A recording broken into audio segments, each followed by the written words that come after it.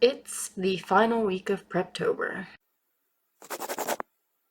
Hey there and welcome to my channel. This is Foggy Fiction and I am Haley. I'm a writer living with mental illness, doing my best to show that mental health does not dictate talent or worth, and hoping to encourage others to chase their dreams. If you're new to my channel, I try to post 1 to 2 videos a week, usually about things related to writing, reading, or mental health, but sometimes I get off topic and that's okay too. In today's video, we are finishing up our Preptober checklist because yes, October has 1 week left, November is right around the corner. Nano is here. So we've decided on an idea, we have brain dumped it, I changed my mind and started over. I don't know about you. And then we outlined our final decision. What's next? We have a week before Nano starts. What now? Let's run through the last few things on our Preptober checklist. The first thing I recommend is to join a writing group. They have writing groups on the NaNoWriMo website, and you can search the forums for offsite groups. The Discord that I am in, that I often mention, is one that I found via the Nano forums. For me, being part of a writing group helps me stay on task and keeps me motivated. Doing write-ins and word sprints together, having a fresh pair of trusted eyes and ears to help me through a rough patch in my draft, and sharing the excitement over Nano together are huge pushes for my motivation and progress. It is amazing how much easier I find myself pouring out the words when I've got my Discord cheering me on. If you're not someone who wants to be a part of a group but still wants access to write-ins and sprints, you can find events on the NaNoWriMo website, and there are always plenty floating around AuthorTube as well. The next thing you need to do is post your project on the NaNoWriMo website, if you haven't already done so. If you're still a newbie to Nano, no worries. The website usually posts a big banner or notice of some sort on the top of the page prompting you to announce your Nano project. If not, you can go to the Projects tab in the My NaNoWriMo dropdown, and it will give you a button to announce a new project there. You'll have the option to associate that project with a NaNoWriMo event as you're setting it up. You can give as much or as little information about your project as you want, by the way. I usually fill in my WIP's code name, genre, and that's about it. So don't feel like you have to fill out the section asking what your story is about if you're not comfortable giving that information. Alright, I know you've seen me talk about my bujo a lot. That's a bullet journal for anyone who's new to that term. So it should be no surprise that I recommend setting up a planner or specific spreads for Nano. I like to have pages dedicated to tracking my word counts. This is especially handy if you're doing sprints with groups and want to save time by just recording that info in your bujo and then adding it to the Nano site later. Or if you're working on more than one project or a project that includes multiple parts like I did for camp this last time around. Here's my spread that I had in my bujo for Camp Nano this past July, and my regular Nano spread looks just about the same. I'm going to have the word count tracker on that side. I'm going to have all of my badges and my project info on this side, and I always add extra badges at the bottom just because there's space to do so, and I like to reward myself. I like to be able to track my badges as I earn them throughout the month. In my Discord, we also have calendars set up that show all of our in-house events and all of the events provided on the Nano website so that no one misses anything. Those would be great for your planner as well if you want to go above and beyond. I know in mine, I have habit trackers in my rolling task list too, so that I can make sure to check off that I've written each day as I go. And since you're potentially going to need it, the next thing I want to recommend is that you treat yourself to some new notebooks and stationery. If you were looking for an excuse to stock up or try something new, Nano is the perfect time. Notebooks or binders and dot paper for your new bujo, or maybe you want a separate bujo just for Nano. You'll obviously need some new pens and markers and stuff, and I'm a huge fan of stickers, so maybe add that to your list too. I always recommend Sticky Club. None of this is necessary, but like,